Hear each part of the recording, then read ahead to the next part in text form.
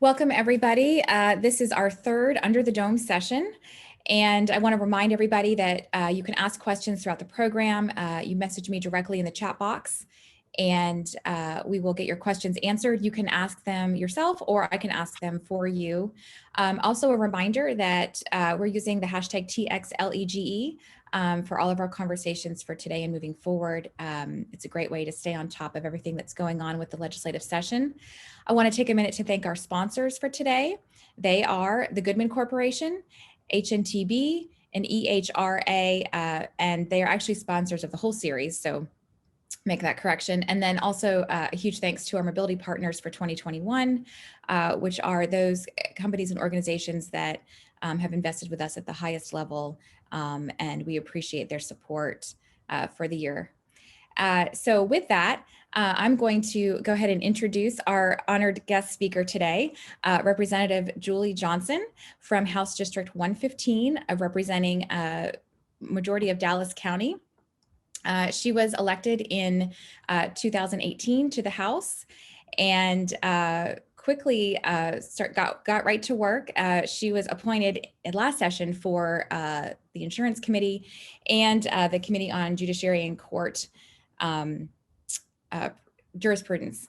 And again, this session, she's on that same committee, but from insurance, she has now moved to appropriations, which is significant, and I think a true testament to the work that she put in her first session. And she was recognized as Freshman of the Year by Texas Monthly for our last session for her work on consumer protection and access within the healthcare system. So with that, I'm going to let Representative Julie Johnson take over.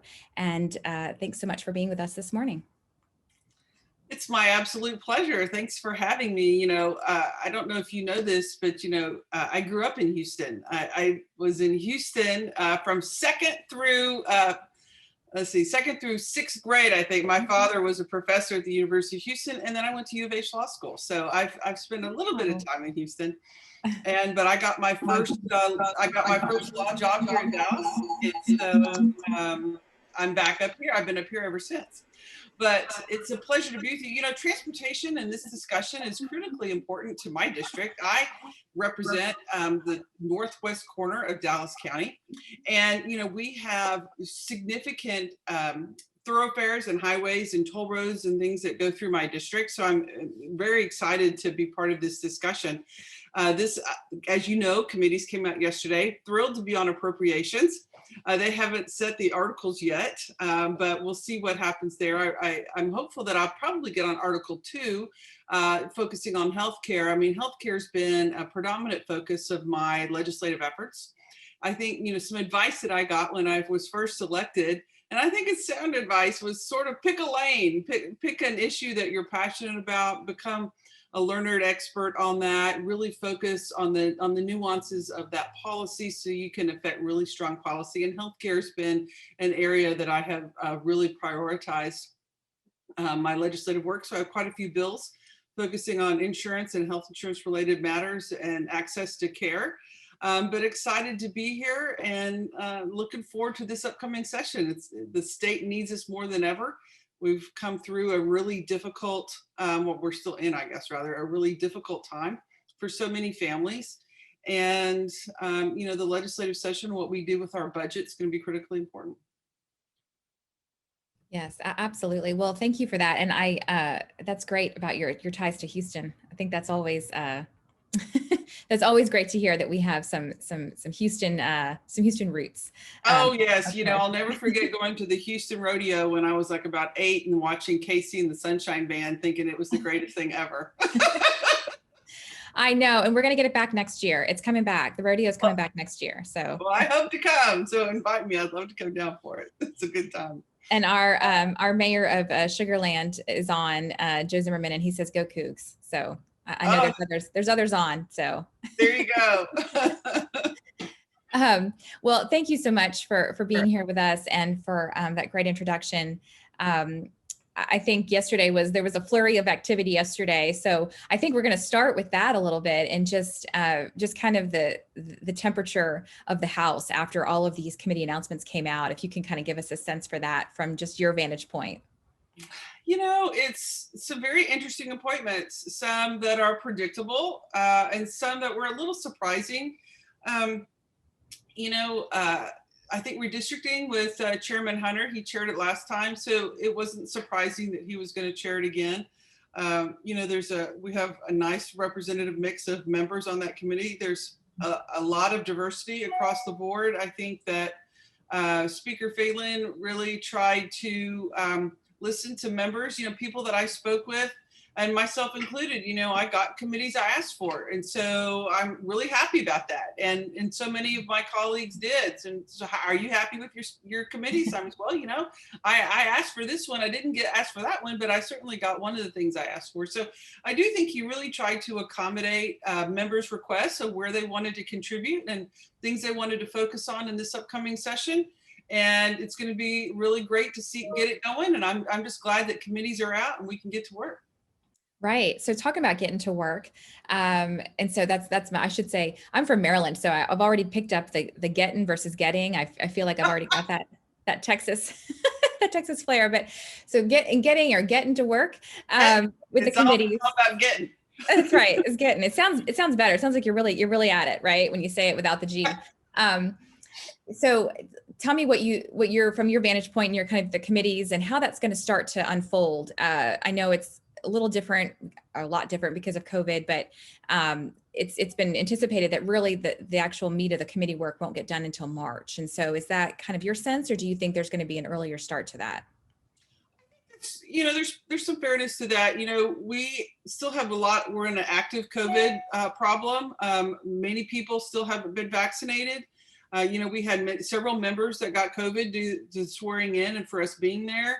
And so it's still a real risk and a real hazard having so many people in and out of the Capitol. I think that they're working on committee schedules to where the committees will meet maybe less often. And so we might meet every other week versus every week to minimize the traffic and cut it kind of in half of what's going on in the Capitol any given week.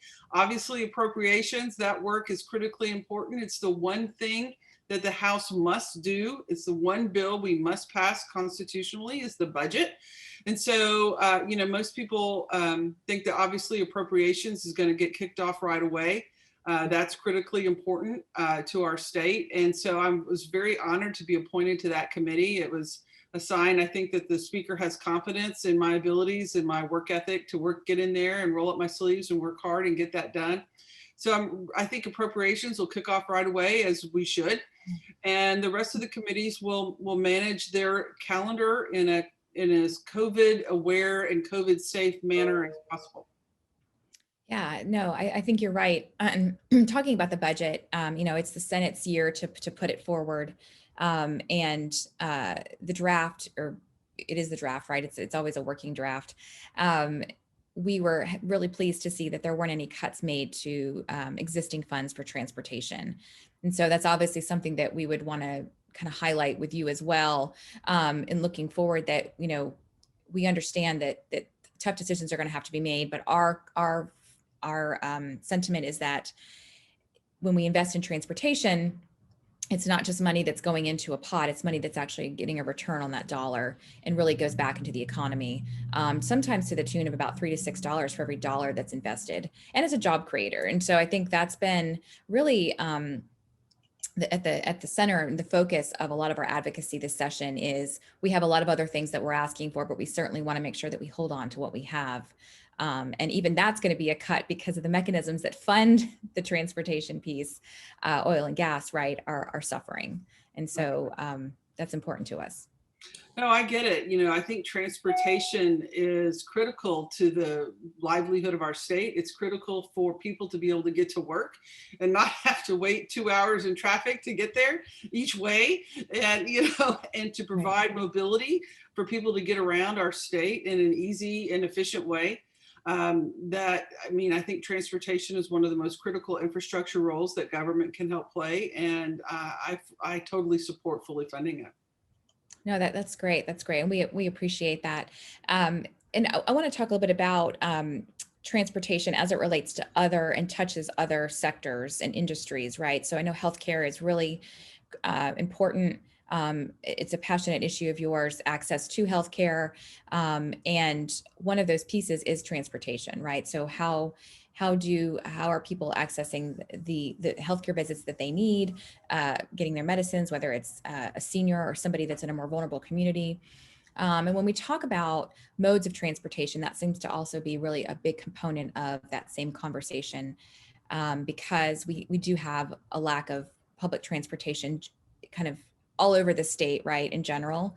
And some think of it as just an urban issue, and it's really very much also a rural issue, especially for seniors that are trying to get access to healthcare and to their doctor's visits and things like that. So just kind of from your district and your vantage point, can you share your through your lens the importance of that piece of access to healthcare?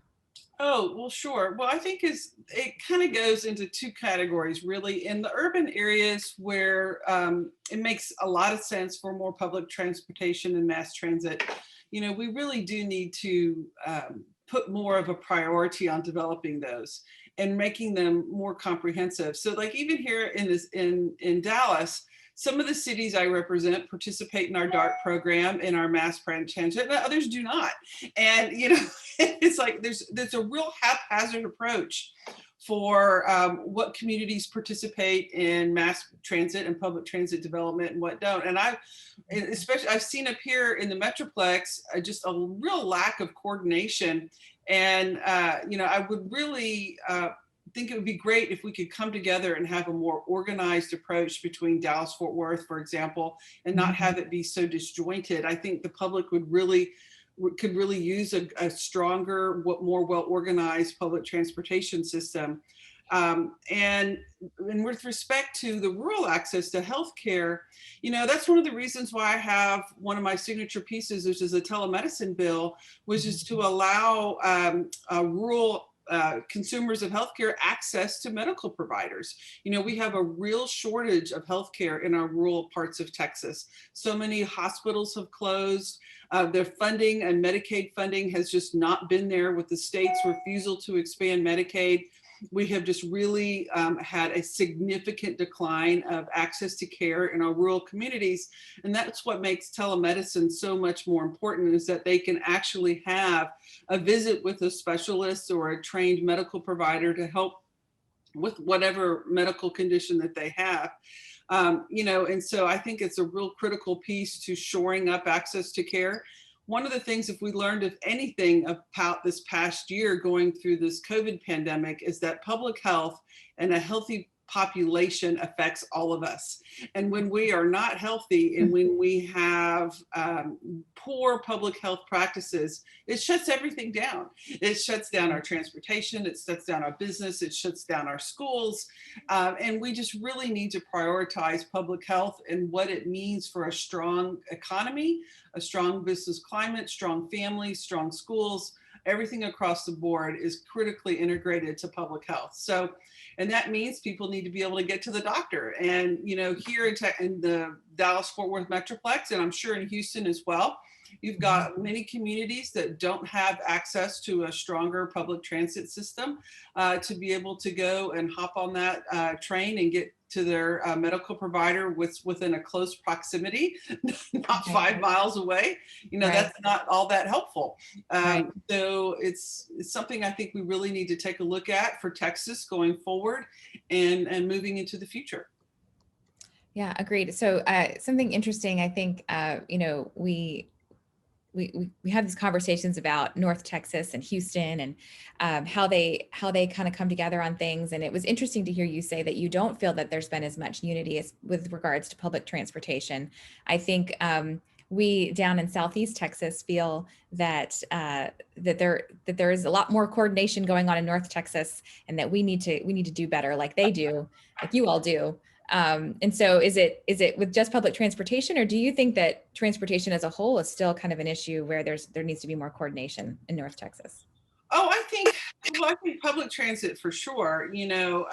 There's you've got the Dallas system, you have the Fort Worth system. You know, you drive between Dallas and Fort Worth, for example, and there's not a speck of grass practically. It's all one area. There's not a stop between them.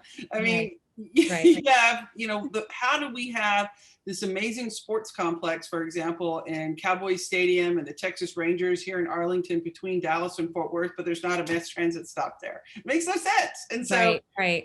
you know, I just think that's just an example of how it could be a lot better for people. And, you know, because, you know, I love sports. I love going to the Cowboy games, and traffic's a nightmare.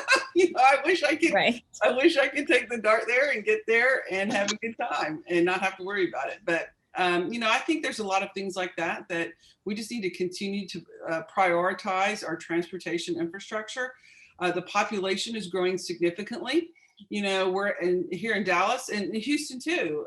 You know, we've had significant growth in population as opposed to other parts of the country. You know, each area is expected to pick up a congressional seat because of that. And so, you know, obviously we have to put the core infrastructure in transportation and utilities to be able to meaningfully support that population. You know, Texas spends a lot of effort. Come to Texas, come do business here. We're a business friendly state, and drawing, you know, wonderful companies and wonderful business opportunities. But with that comes the responsibility to make sure that we have the infrastructure necessary to support that population growth. And obviously transportation and road development is critical to that. Yeah, agreed. And I think there's some comments in the chat about just transit. We've got a lot of transit gurus and experts on too, talking about just some of the mechanics of transit. And Mayor Zimmerman, I don't know if, did you want to speak a little bit, or I can share your comments? But that it's not it's hard because it's not a one size fits all, right? And so some communities do vote to not opt in for the transit because they want to use that money for other things. And so I think that's where it does become hard to have that kind of unified approach to it. And then I want to go to Barry Goodman with the Goodman Corporation, who wants to talk a little bit about Medicaid transportation versus funding for transit versus other buckets. Barry? Thanks, Andrea. Thank you, Representative Johnson. Because you're on the Appropriations Committee, I thought I might bring up what I see as a duplication of effort and services in the principally small urban rural areas for at-risk individuals. You have public transportation that is funded with traditional public transportation, funded with federal, state, and local support. And that program has various modes of transportation geared toward carrying people who are elderly, not ambulatory, have medical problems and things of that nature. And those systems have extensive rural coverage.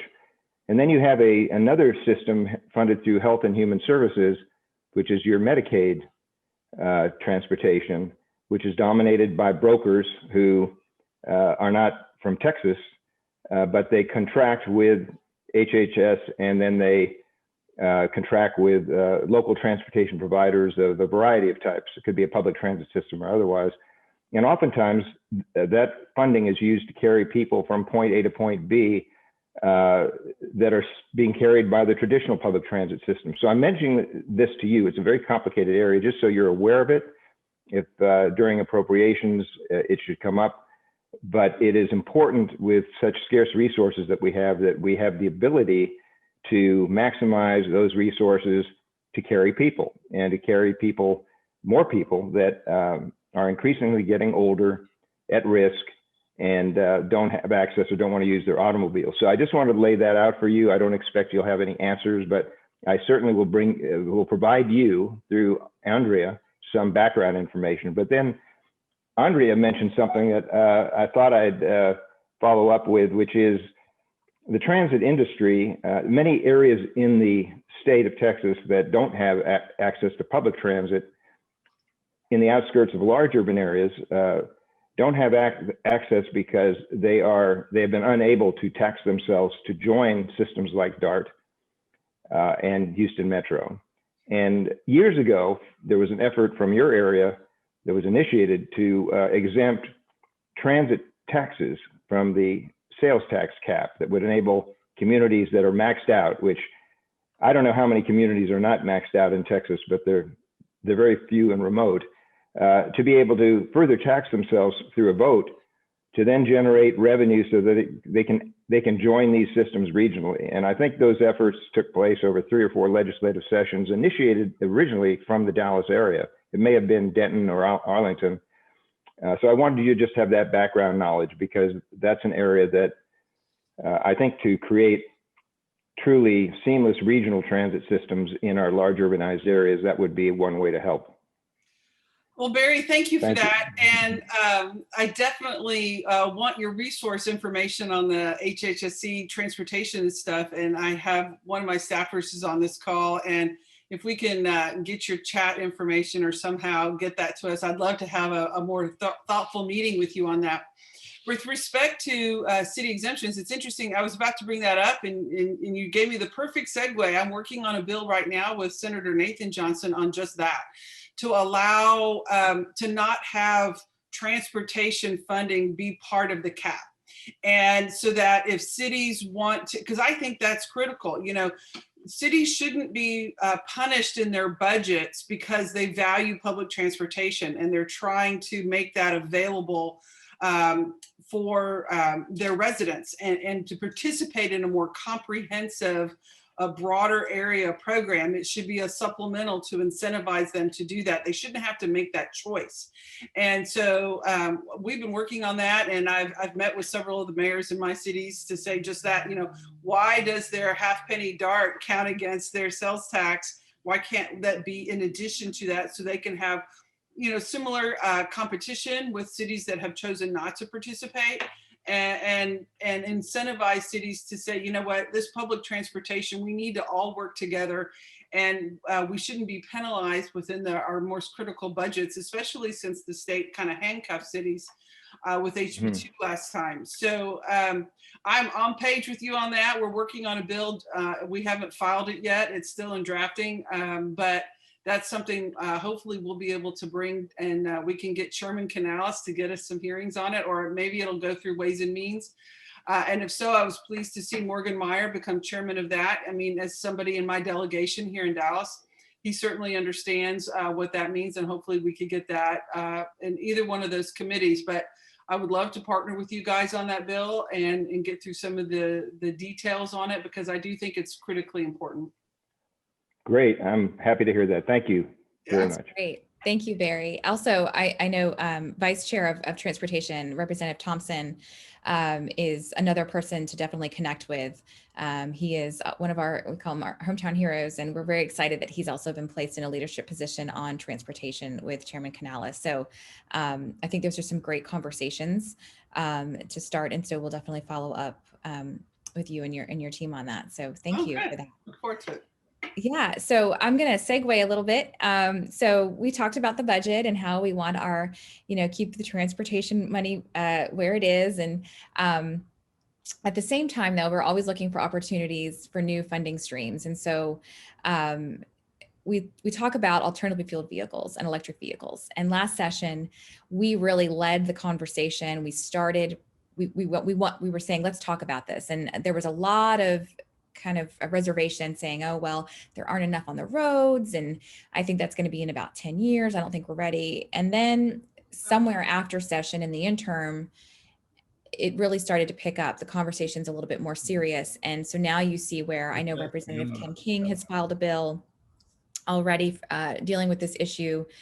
And I know I think Senator Shortner is going to be doing one with Chairman Nichols in the Senate, really looking at the equity of electric vehicles and alternatively fueled vehicles that are using the infrastructure and driving around, but not paying into the fund that we use to then keep those roads maintained and kept up. So, but there's a lot in the details of it, right? How it's collected, what is the fee, all of that. And there was a study that was done by the DMV last year, and the report came out, I think December 1 or late November.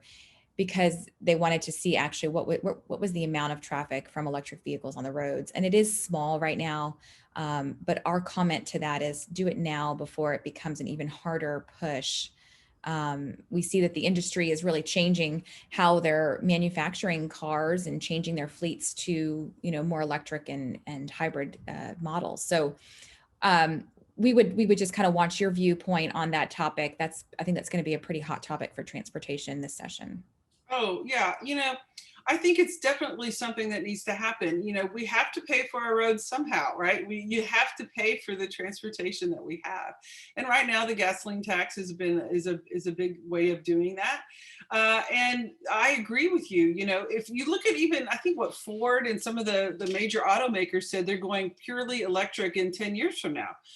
And so we have to start addressing that. As I was on a different panel where they were discussing all the new infrastructure about just electric charging stations and how to put more of those out there and available as the demand for electric cars increase and as their technology increased about distance and duration and being able to retain a charge. So we still have to pay for the roads. They still need the roads. And so we definitely are going to have to look at that. I haven't seen the bills that you referenced, but obviously the devil is always in the details.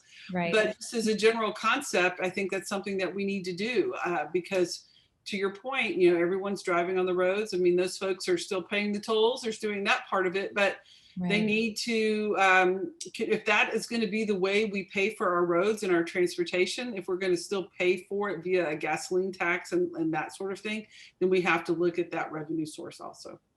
Right. Yeah, agreed. And I think, I know Chairman Canales is looking at an omnibus bill as well. I think tackling a couple of different equity issues. There's a lot of conversation that, well, if we're looking at electric vehicles and alternative fuel vehicles, we need to look at our trucks. And how are they really paying what they should be using the roads? The figures are pretty low in comparable states for how we assess truck weight and fees. And so I think there's going to be some conversation about that. Certainly now that we see that Chairman Canales has been reappointed as chairman, I know that was a big issue for him. And so we'll definitely keep you and your team posted on bills that come through and kind of where we fall on it, because there's going to be different details in them. And I'm hoping that they bring them together to have one really great bill that addresses this issue, because it really is revenue that's being left on the table at this point. So thank you for that. You mentioned you said the word tolls in that response, right? So I figured that would be, I'm going to use that as my segue to talk about tolls. And it's just been a hot button issue. Our stance is that we never want to take anything out of the toolbox. We always want to have our options for funding transportation as much as possible. And so from your vantage point in North Texas, I'm curious how the tolling conversation is received, and kind of what is your view of tolling as an issue this session? Well, I have two major toll roads in my district, the Dallas North Tollway and the George Bush. And so they're vitally important to getting folks around. People have to get around. But at the same time, I am concerned with some of the deals that have been made about some of the tolls and some of the details on some of the private partnership agreements and the length of time, the lack of reverting back to public ownership and some things like that. So, I think I support Governor Abbott's, kind of moratorium on toll roads for right now until we can really take a look at what those contracts look like and find contracts that would be more beneficial to the public. Obviously I would love to see a more priority on just open public transportation for everyone, to be able to have the ability to move freely and quickly. People who afford the tolls shouldn't necessarily be able to get there faster than those that can't. We need to be able to help all people to move from point A to point B. But toll roads have certainly served an important part of developing the transportation infrastructure. So I'm not saying they should be taken out of the toolbox at all, but I definitely think that we need to take a finer come look at the contracts themselves to make sure that they certainly serve the best interests of the public. Thank you for that. I did see, I'm going to put her on the spot and she's probably not going to like it, but I saw that Dr. Carol Lewis joined. And I know that she would have also loved to have heard the conversation about between you and Barry Goodman with about transit and your legislation that you're working on.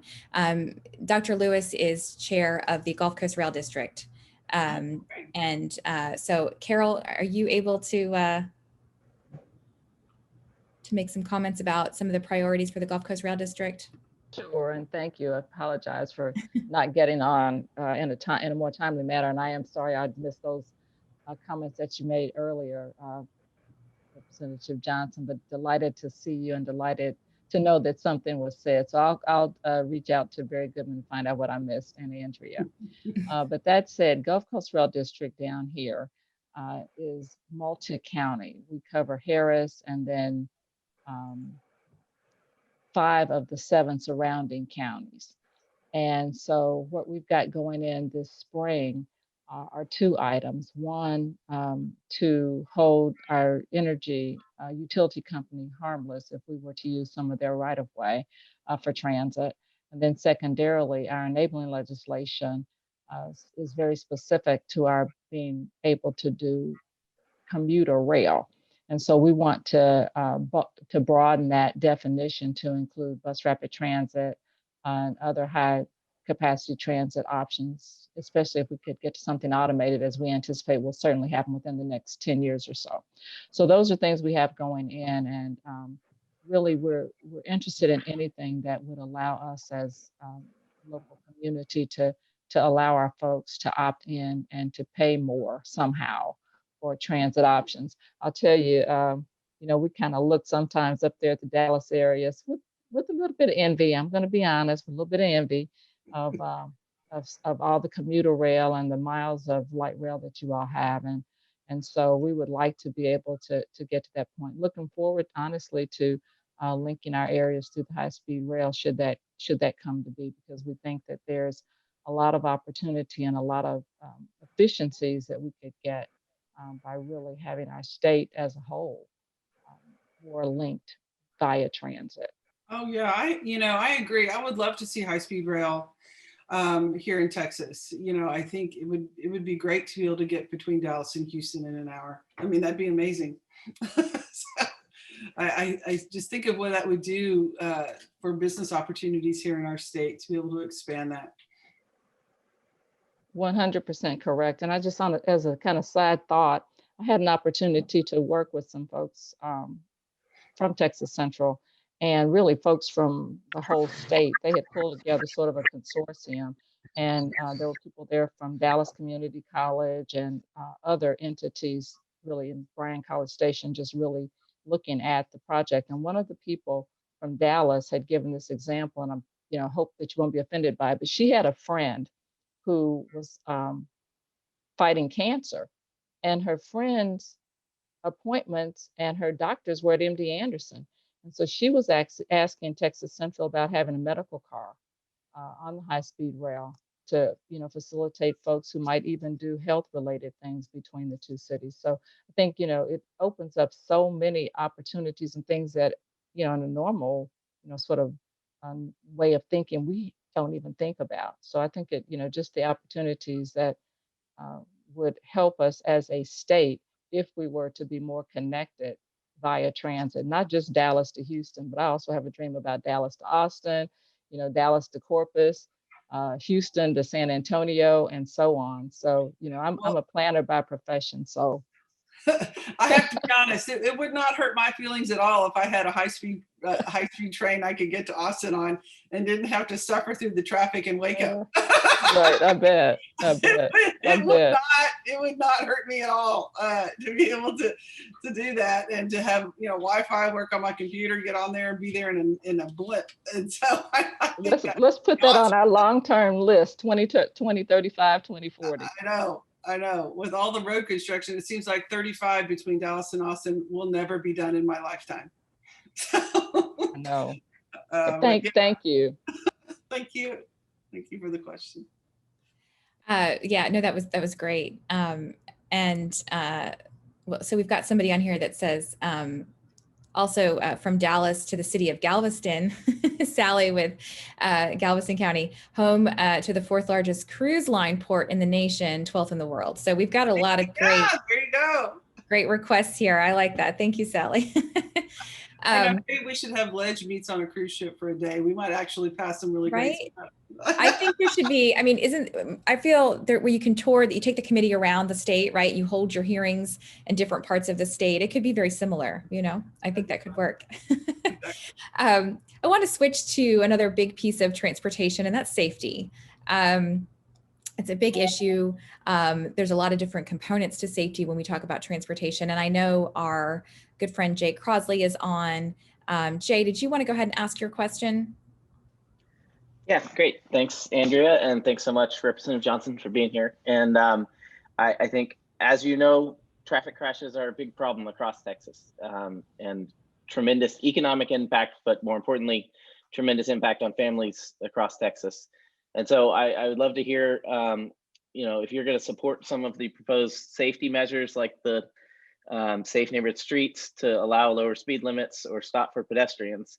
However, because of the discussions at the Texas Transportation Commission last week, proposals to end dedicated state funding for safety, which we've been doing $300 million a year for safety for the last 2 years. Would you support the Appropriations Committee considering making that permanent and supporting dedicated safety funding in the state of Texas? Well, thank you for that. And, I've always made a pledge to be honest in these interviews, which is, I'm not really all that familiar with the safety legislation. I haven't seen it. So I'd be willing to certainly look at it, as a trial attorney. I see the firsthand consequences of unsafe driving and the devastating consequences that it has on families when they lose a loved one or they're seriously injured. I represent people like that all the time in my professional life. So it's obviously auto safety is something that's very, very important. From having 30 years, I've had a lot of clients with a lot of tears on my shoulder about bad things that have happened. But having said that, I think I just have to see the bills to see. But generally, of course, who's not for a safer, better environment? And, in theory and in practice, we obviously, as government officials, always need to strive for improved safety through a variety of numbers: patient safety in healthcare, transportation safety on the roads, workplace safety in work environments, and OSHA and other things like that. So, obviously safety for our people is something we always need to take a look at and prioritize. And so I would certainly be open to those things through that lens, but I'd have to see the details of it before I could commit. Great. Thank you. And we'll definitely follow up on that as well. There'll be more bills that come through, but they're dealing with different tenets of the issue. And so it's definitely good to hone in on the details and to learn more. So we appreciate that. And just for everybody that's on the call, Representative Johnson and I were talking before we brought everybody on, and she was so kind as to say, I'm not an expert in transportation. And I said that that's wonderful, actually, because we transportation advocates love nothing more than to talk about it with people that want to hear and learn. So we appreciate your willingness to learn more and to let us be nerdy for a bit and share those That's items. the fun part. That's the fun part of this job that I have and the role that I have is, you're not an expert on everything. And in fact, I frequently have been asked, what's been the hardest thing about running for office? I said, yeah, the hardest thing for me was, you file your papers and then you're expected to be an expert on toll road finance within 24 hours. It's like, you just can't. But it's fascinating to take a deep dive and to learn and educate myself about different policy initiatives and how the interplay of it all in the state. And so that's one of the things I'm so excited about being on appropriations, because that's the mother hub of policy intersection, right? You can't, it's the heartbeat of funding. So that really determines the priorities and how all of these things work together. And so I'm really excited to roll up my sleeves and get into the appropriations process. I've already talked to some folks about it, and I'm going to really geek out about it. And I'm really, really looking forward to it. No, that's great. I do want to ask you, you mentioned some of the legislation that you're working on as it relates to actually the transit conversation, and not necessarily transportation, but are there other items that you are currently working on that you're really passionate about? I know we've talked about general topics, but specific bills that we should be looking for that you are going to introduce. And quite frankly, maybe your appointment yesterday to appropriations adds a whole new light on what you think you might want to be introducing. So. Right. Well, I think, like I spoke with you at the very beginning, my focus is really on healthcare policy. I think that having a healthy Texas, a healthy population, is critically important to the overall success of our state and to our families here. And so, one of my signature bills is obviously making telemedicine a permanent feature of our health access, where health insurance companies are required to pay for telemedicine visits with you and your doctor. I think that's really, really important. I'm working on Medicaid expansion with Senator Nathan Johnson to draw down the 90% of federal dollars to put it back in our healthcare system that we're already paying for with our federal tax dollars. It makes no sense to me that we would be paying the money but yet not getting the benefit of those dollars that we're all spending with our federal tax money to expand coverage for so many Texans that need it. But then additionally, to make it using your insurance easier for the people that have it. 24 million Texans are insured, and we have really arcane, burdensome prior authorization requirements that are out there that make it difficult for you to use the coverage that you have. It makes it difficult for providers to provide the care to you, and where we're second guessed by people that are not trained and not equipped to make these decisions. So, for example, in our Texas Insurance Code, there are several procedures that are mandated that be covered by our health insurance companies, like mammograms, like screening colonoscopies, for example. Those are things that your health insurance company is required to cover. And so, but let's say mammograms, for example, a mammogram facility they may do 5,000 mammograms in a month, and they have to call the insurance company and get approval to do every single one of those, even though they are required by state law to pay for it. It makes absolutely no sense. And it's just clogging up our healthcare system, and it's making it more expensive. And so we need to remove a lot of these burdens and constraints on consumers and providers to provide critical care that people need, so that they can actually get the benefits of the health insurance contract that they're paying their money for. So people pay good hard money for their premiums to get coverages of care, and insurance companies shouldn't be able to avoid paying for that at every turn. And so that's one of my focuses, is to make sure that Texans get good care and have access to care that they've paid their hard-earned dollars for. Right. No, I think that those are great issues. And, I think many things that COVID taught us, but one of them is that we're not siloed, right? So one thing affects another thing very much. And so I think it's great that, and we talked about this a little bit at the beginning too, where we talk about transportation, but it so seeps into other issues. And the same thing with healthcare and those conversations, right? I mean, it's just, it affects so much of everything, quality of life, and just, financially for people. And so we appreciate all that you're doing for that. I want to switch to a little bit back to mobility and transportation. And from your vantage point, are there pieces of transportation, because we talked about, educating on the policies and the funding and things like that. Are there things that you feel that the advocacy community for transportation could do better for legislators? So things that we could better explain or provide. I know we talked about providing you with some data earlier related to the transit conversation. So what do you feel is what's missing in the transportation conversation that you've heard, that you've observed? Let's see. It's interesting because as a relatively new legislator, as a brand new legislator last time, I really didn't know a lot about transportation and the issues about that. Obviously, I was a consumer of transportation, and I knew my own personal frustrations with sitting in traffic and wishing things were better.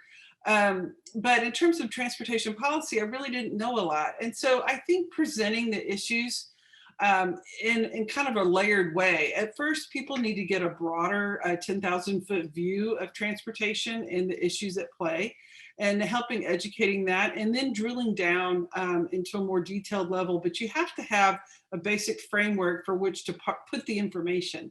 And I think helping us get to that that framework structure, information housing, so to speak, earlier would be very helpful. And then we can help filter that and apply that knowledge in a deeper way as we learn and have a better perspective to ask questions. And it's just kind of like how I realized about the taxing issues for cities and transportation funding.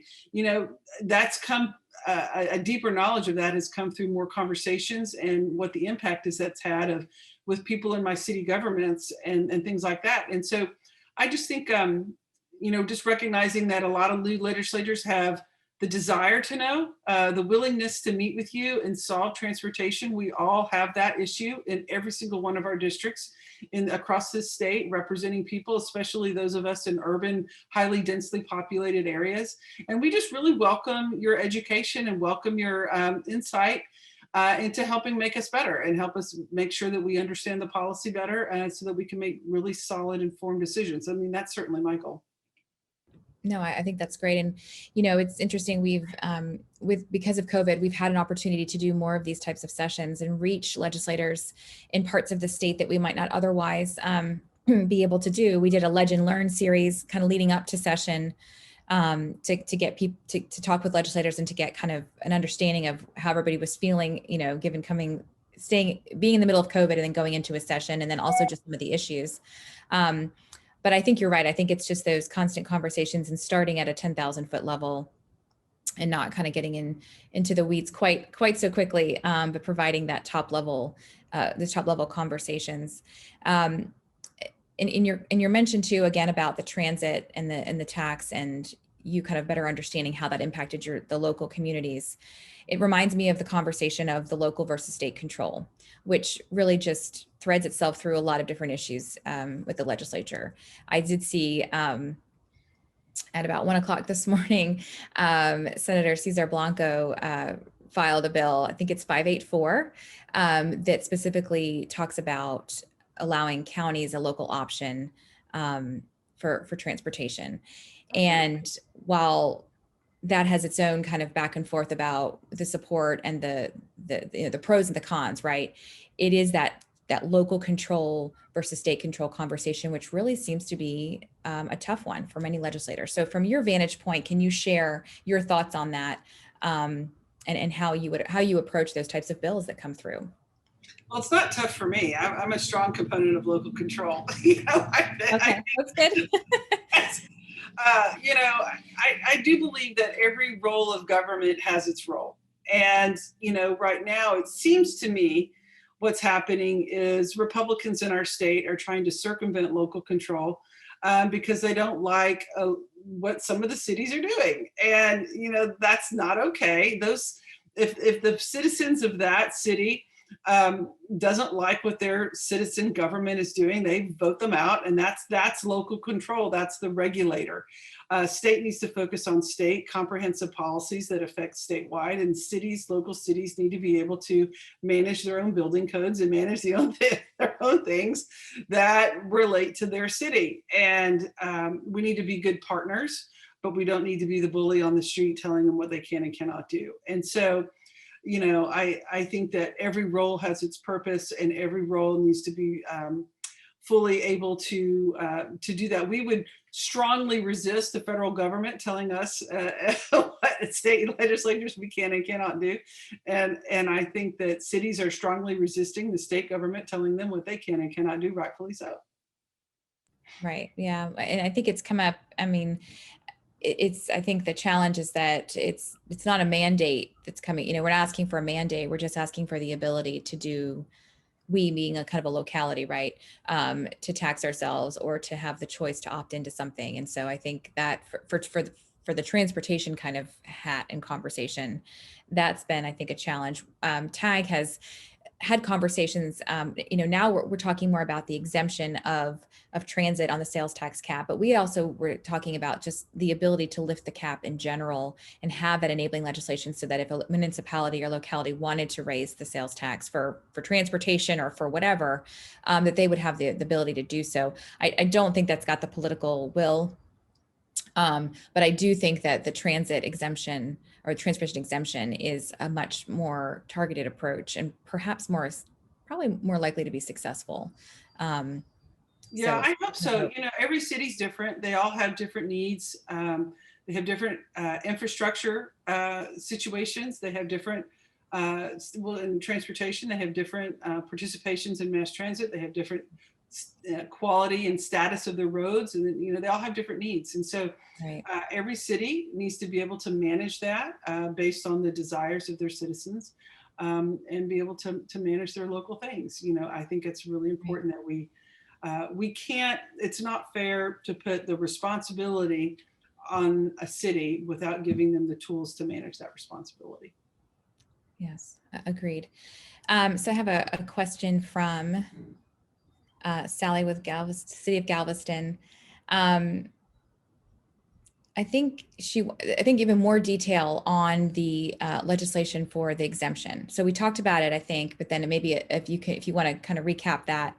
That seems to be a hot topic. So I think you're going to get a lot of follow up on that. Well, So, let's get it finalized, and then once we get it out there, I'll be happy to send it to you for comment. Let me get it back, and we'll get the drafts. And I would welcome your comments on it to see if you think we got it right or we got it wrong. Okay. So, like I said, all the details are still being drafted, but the general core concept of it is to have some part of the sales tax not be part of the sales tax cap, to be able to allow cities to use that for additional transportation funding. Okay. And we're still kind of toying with amount. Is that? That's Okay. Back and forth, and that hasn't been settled on yet. Okay. But I would welcome you guys to reach out to my office. We would love to hear your input and thoughts on that. Because we really, my goal, and I know that Senator Johnson's goal, is to just really make good policy. And so we definitely rely upon experts in these policy areas to help guide us so that we don't do something dumb. And that thinking it's the right thing, but not necessarily seeing around the corner of unintended consequences. I think that's one of the biggest challenges of the job, is those unintended consequences. You think, oh, this is a really great idea, this would be awesome, but you don't necessarily have the experience in the issue to see around the corner. And that's where we rely upon you guys to help guide us there. Great. Well, we've really enjoyed this conversation today, and I want to close with just a general question. You are kind of in the newer bunch, right? You're not a freshman this year, but you're a freshman last year, and so I'm curious, what has surprised you the most?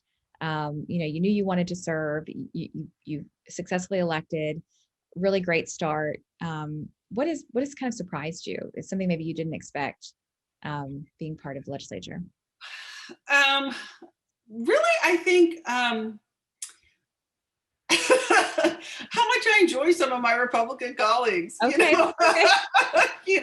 I've made some very good friends across the aisle, and I think that's really, really important. And just how how unpartisan so many issues are, and that it's really not as much rural versus, Republican versus Democrat on so many issues, as there's a huge faction of rural versus urban, and just how, and transportation, I think, is a key example of that. Republicans and Democrats in urban areas all want good mass transportation.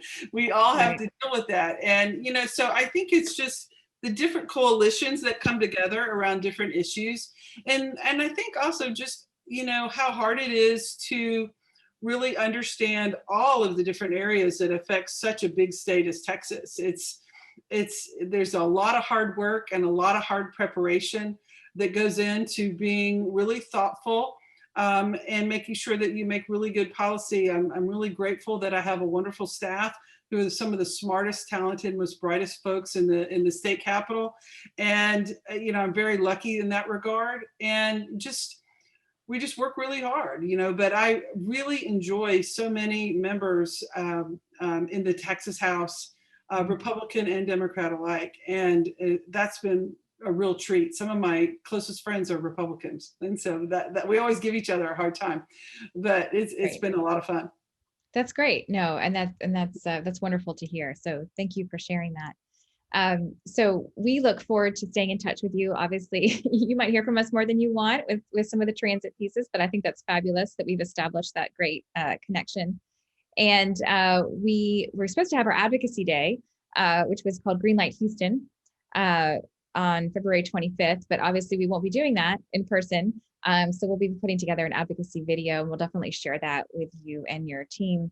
And beyond that, we really look forward to supporting you in your work, and we really appreciate everything that you're doing.